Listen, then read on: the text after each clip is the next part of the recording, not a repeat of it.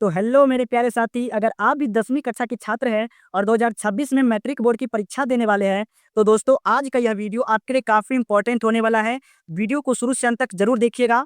दोस्तों आज इस वीडियो के माध्यम से हम लोग सामाजिक विज्ञान के वीवीआई ऑब्जेक्टिव प्रश्न को देखेंगे, जो होने वाला 2026 बोर्ड के लिए काफ़ी इंपॉर्टेंट होगा।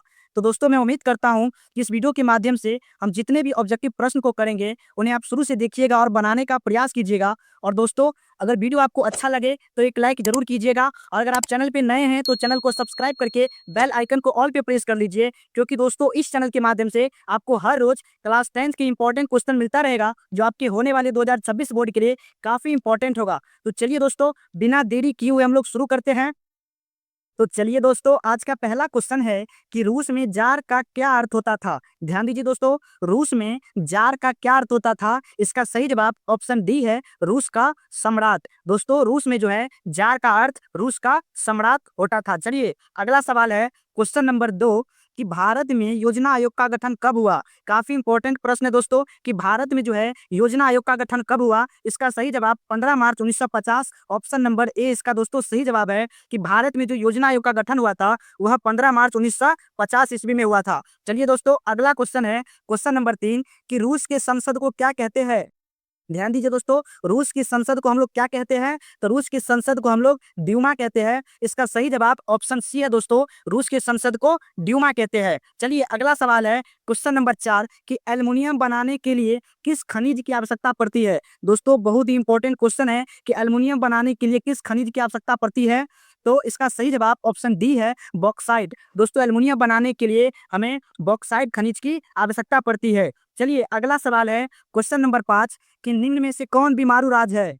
बताइए दोस्तों कि निम्न में से कौन बीमारू राज्य है। तो दोस्तों बीमारू राज्य बिहार हो जाएगा, मध्य प्रदेश भी है और उड़ीसा भी है। तो इसका सही जवाब ऑप्शन डी हो जाएगा। दोस्तों भारत में कुल 28 राज्य है, उनमें जो 3 राज्य है बिहार, मध्य प्रदेश और उड़ीसा, ये तीनों बीमारू राज्य है। तो आप लोग याद रखिएगा दोस्तों कि निम्न में से कौन बीमारू राज्य है, तो बिहार हो जाएगा। और दोस्तों बिहार से एक बात और याद कर लीजिए कि बिहार जो है वह पिछड़ा राज्य है। दोस्तों पिछड़ा राज्य किसे कहा जाता है। तो दोस्तों पिछड़ा राज्य बिहार को कहा जाता है, तो याद रखिएगा। चलिए अगला सवाल है क्वेश्चन नंबर 6 कि भारत का सबसे बड़ा लौह अयस्क उत्पादक राज्य कौन सा है। भारत का सबसे बड़ा लौह अयस्क उत्पादक राज्य कौन सा है। बताइए लोहा का उत्पादन कहाँ सबसे ज्यादा होता है। तो दोस्तों कर्नाटक में। इसका सही जवाब ऑप्शन सी हो जाएगा। चलिए दोस्तों अगला सवाल है क्वेश्चन नंबर 7 कि जिस देश की प्रति व्यक्ति आय अधिक होता है वह कहलाता है।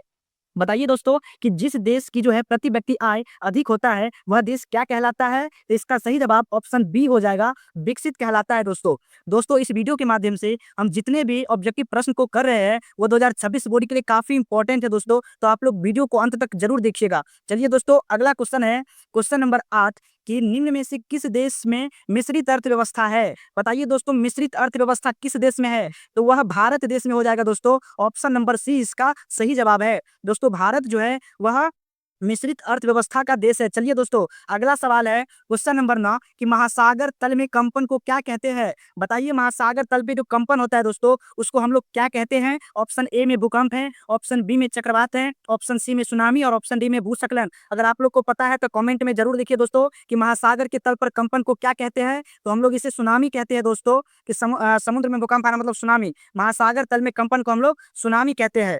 चलिए दोस्तों अगला क्वेश्चन है क्वेश्चन नंबर 10 कि बोल्शेविक क्रांति कब हुई। दोस्तों बोल्शेविक क्रांति कब हुई थी। इसका सही जवाब हो जाएगा ऑप्शन नंबर बी, नवंबर 1917 ईस्वी। दोस्तों बोल्शेविक क्रांति जो हुई थी वह नवंबर 1917 ईस्वी में हुई थी। चलिए दोस्तों अगला सवाल देख लेते हैं। अगला सवाल क्वेश्चन नंबर 11 है कि फाल्ता विशेष आर्थिक क्षेत्र कहाँ है। दोस्तों फाल्ता विशेष आर्थिक क्षेत्र कहाँ है। ऑप्शन ए कर्नाटक में, ऑप्शन बी पश्चिम बंगाल में, ऑप्शन सी केरल में, ऑप्शन डी ओडिशा में। तो दोस्तों फाल्ता विशेष आर्थिक क्षेत्र कहाँ है, तो पश्चिम बंगाल में है। इसका सही जवाब ऑप्शन नंबर बी है। चलिए दोस्तों अगला सवाल है क्वेश्चन नंबर 12 कि कौन सी नदी बंगाल के शोक के रूप में जानी जाती है। बताइए दोस्तों इसमें से कौन सी नदी जो है वह बंगाल का शोक है। तो दोस्तों बंगाल का शोक दामोदर नदी है। इसका सही जवाब ऑप्शन सी है। और दोस्तों अगर बिहार का शोक पूछे, याद रख लीजिए कि बिहार का शोक नदी पूछे दोस्तों, अगर बिहार के शोक पूछे बिहार की शोक नदी कौन है? तो दोस्तों बिहार की शोक नदी कोसी नदी हो जाएगा। दोस्तों याद रख लीजिएगा कि बिहार के शोक पूछे तो कोसी नदी, और बंगाल के शोक पूछे दोस्तों तो वह दामोदर नदी हो जाएगा। आप लोग अच्छे से याद कर लीजिएगा। चलिए दोस्तों अगला क्वेश्चन है, क्वेश्चन नंबर 13 कि सुंदरबन है, बताइए दोस्तों सुंदरबन कहाँ है? सुंदरबन कहाँ है बताइए? Option A Karnataka, option B Paschim Bengal, option C Kerala में, या ऑप्शन डी ओडिशा में। तो दोस्तों सुंदरबन जो है वह पश्चिम बंगाल में है। इसका सही जवाब ऑप्शन बी हो जाएगा। चलिए अगला सवाल है, क्वेश्चन नंबर 14 कि देश के बांधों को किसने भारत का मंदिर कहा था? दोस्तों देश के बांधों को किसने भारत का मंदिर कहा था? तो इसका सही जवाब ऑप्शन सी है, पंडित नेहरू। दोस्तों पंडित नेहरू जी कहे थे देश के बांधों को भारत का मंदिर है। चलिए दोस्तों अगला सवाल है, क्वेश्चन नंबर 15 कि बिहार का शोक किस नदी को कहा जाता है? अभी तुरंत बताए दोस्तों आप लोग को कि अगर बिहार का शोक नदी पूछे तो वह कोसी हो जाएगा। इसका सही जवाब ऑप्शन बी हो जाएगा। दोस्तों इस वीडियो के माध्यम से हम लोग अभी 15 क्वेश्चन कर चुके हैं। तो आप लोग हमें कमेंट में लिखकर बताइए कि ये 15 ऑब्जेक्टिव प्रश्न में से आप लोग कितना सही कर पाए, जरूर बताइए दोस्तों कमेंट में। और दोस्तों अगर अभी तक आप लोग इस वीडियो को लाइक नहीं किया है तो प्लीज एक लाइक कर दीजिए। चलिए हम लोग अगला सवाल पे चलते हैं, क्वेश्चन नंबर 16 कि लखनऊ समझौता किस वर्ष हुआ? दोस्तों लखनऊ समझौता किस वर्ष हुआ? तो लखनऊ समझौता जो हुआ था दोस्तों 1916 ईस्वी में हुआ था। इसका सही जवाब ऑप्शन ए है। चलिए दोस्तों अगला सवाल है, क्वेश्चन नंबर 17 कि भारतीय रिजर्व बैंक की स्थापना कब हुई? भारतीय रिजर्व बैंक ऑफ इंडिया की स्थापना जो हुई थी 1935 ईस्वी में। इसका सही जवाब ऑप्शन बी हो जाएगा। और दोस्तों ये जो रिजर्व बैंक है, भारतीय रिजर्व बैंक, ये भारत का केंद्रीय बैंक है। दोस्तों याद रखिएगा कि भारत का जो केंद्रीय बैंक है वो रिजर्व बैंक ऑफ इंडिया है, और इसका स्थापना 1935 ईस्वी में हुआ था। चलिए अगला सवाल है, क्वेश्चन नंबर 18 कि कार्ल मार्क्स का जन्म कहाँ हुआ था? बताइए दोस्तों कि कार्ल मार्क्स का जन्म कहाँ हुआ था? इंग्लैंड में, या जर्मनी में, या इटली में, या रूस में? तो दोस्तों कार्ल मार्क्स का जो जन्म हुआ था वह जर्मनी में हुआ था। इसका सही जवाब ऑप्शन बी हो जाएगा। चलिए अगला सवाल है, क्वेश्चन नंबर 19 कि सबसे उत्तम किस्म का कोयला होता है? बताइए दोस्तों कि सबसे सर्वोत्तम कोयला, सबसे उत्तम किस्म का जो कोयला होता है दोस्तों वह एंथ्रासाइट होता है। इसका सही जवाब ऑप्शन सी हो जाएगा। सबसे उत्तम किस्म का कोयला एंथ्रासाइट है।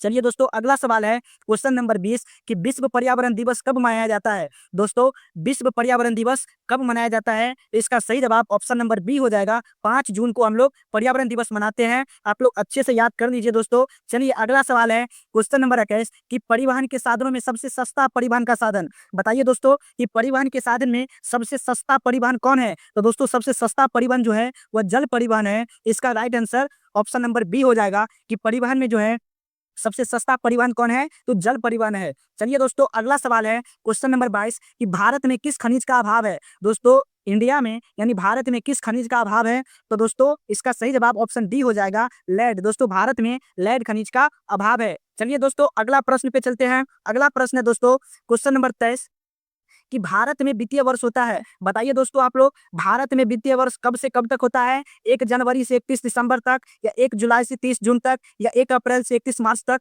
बताइए कमेंट में दोस्तों कि भारत में वित्तीय वर्ष होता है। तो इसका सही जवाब हो जाएगा ऑप्शन नंबर सी, 1 अप्रैल से 31 मार्च तक। इसका सही जवाब ऑप्शन सी है दोस्तों। वित्तीय वर्ष जो होता है वह 1 अप्रैल से 31 मार्च तक होता है। चलिए दोस्तों अगला सवाल है, क्वेश्चन नंबर 24 कि बृहद क्षेत्र में जल की उपस्थिति के कारण ही पृथ्वी को कहते हैं।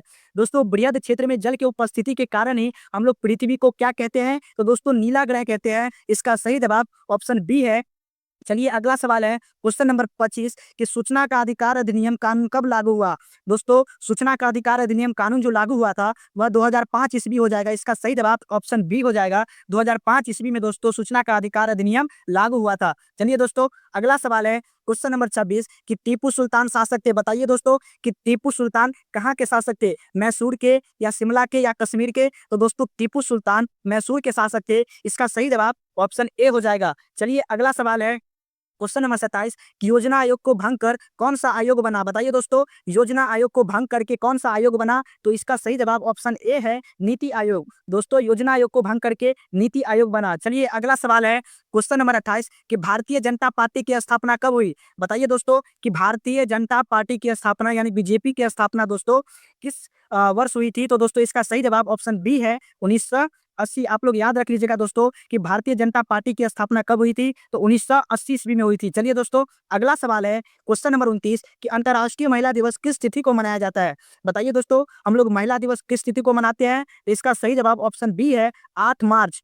चलिए अगला सवाल है दोस्तों, क्वेश्चन नंबर 30 कि आयुर्वेद के जनक कौन है? बताइए दोस्तों आयुर्वेद के जनक कौन है? तो आयुर्वेद के जनक जो है दोस्तों सॉरी आयुर्वेद के जो जनक है दोस्तों वह चरक हो जाएगा। इसका सही जवाब ऑप्शन ए है। तो चलिए दोस्तों, इसी क्वेश्चन के साथ हम आज की इस वीडियो को यहीं पे समाप्त करते हैं। दोस्तों मैं उम्मीद करता हूँ कि इस वीडियो के माध्यम से हम जो 30 ऑब्जेक्टिव प्रश्न को बताए हैं दोस्तों, उन्हें आप अच्छे से याद कर लीजिएगा और अपने आने वाले बोर्ड परीक्षा में जो ऑब्जेक्टिव प्रश्न पूछे जाएंगे उन्हें आप अच्छे से बना पाइएगा। तो चलिए दोस्तों, अगर वीडियो आपको अच्छा लगा है तो एक लाइक जरूर कीजिए और इसी तरह के शानदार वीडियो के लिए हमारे चैनल को सब्सक्राइब कर लीजिए ताकि आप अपनी तैयारी को और भी बेहतर तरीके से कर पाए। तो चलिए हम लोग मिलते हैं नेक्स्ट वीडियो में, तब तक के लिए थैंक यू। जय हिंद, जय भारत।